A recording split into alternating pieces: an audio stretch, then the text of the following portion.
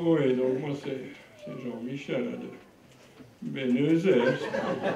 C'est comme le port Salut, c'est écrit dessus. Depuis plus de 2 ans, les enfants de chœur voyagent aux 4 coins de la Wallonie et à Bruxelles. L'objectif, rechercher une forte proximité avec les auditeurs. Une recette qui marche. À Raillé, le comité local n'a d'ailleurs pas éprouvé trop de difficultés à y organiser 2 enregistrements. Ça n'a pas été tellement difficile, donc il y a environ pratiquement 1 an qu'on s'était posé la question au comité de loisirs et jeunesse pour voir si ce ne serait pas une belle manifestation organisée ici à Raillé. Donc on a pris les contacts et on a reçu un modèle de convention, un cahier de charge des clauses techniques, on savait y répondre, donc voilà comment on a pu organiser cette manifestation. On va partout où on nous demande, il n'y a pas de problème. Et d'ailleurs, on préfère même venir dans des petits villages comme Raillé, des endroits qu'on ne connaît pas du tout, parce qu'on se rend compte que le public adhère vraiment. Le public vient là parce qu'il y a un événement dans sa commune et pour nous, c'est une rencontre exceptionnelle. Raillé, petit village ardennais situé dans la commune de Stoumont, n'est pas connu de tous. D'ailleurs, certaines vedettes de l'émission étaient surprises de le découvrir. Parce que Raillé, chers auditeurs, a posé sa candidature en vue de l'organisation de la Coupe du Monde de football 2026. Et après un rapide tour des lieux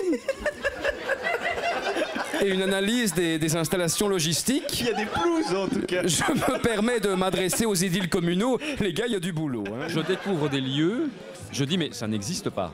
Je n'ai jamais entendu ça, j'ai 42 ans, ça n'existe pas. Et donc, mais derrière un chemin, il y a toujours moyen d'aller trouver des salles, des gens, et c'est vraiment très très agréable. Et d'ailleurs, quand je vois le programme 2015, on dirait qu'on joue en France, quoi. Je ne connais pas les lieux, et en fait non. La venue des enfants de chœur à Raillé, une véritable réussite. Un événement que les spectateurs attendaient d'ailleurs avec impatience. Pour une fois qu'il se passe un truc connu dans la région, non, c'est bien, c'est chouette. En plus, c'est des gens sympas, donc c'est des emblèmes un peu de la radio. On écoute ça à la radio, on les voit jamais. Enfin, si, sur Internet, on regarde les émissions, mais comme ça, c'est bien. Franchement, c'est bien. Quand j'ai entendu à la radio qu'ils disaient qu'ils venaient à Raillé, c'est près de chez nous, je me dis, on va y aller, c'est tout près. Sinon, en général, c'est pas vraiment dans notre région qu'il y a des émissions qui sont enregistrées. C'était une occasion de ne pas manquer. Voilà. Pour l'équipe des enfants de chœur, ce déplacement à Raillé aura également été positif.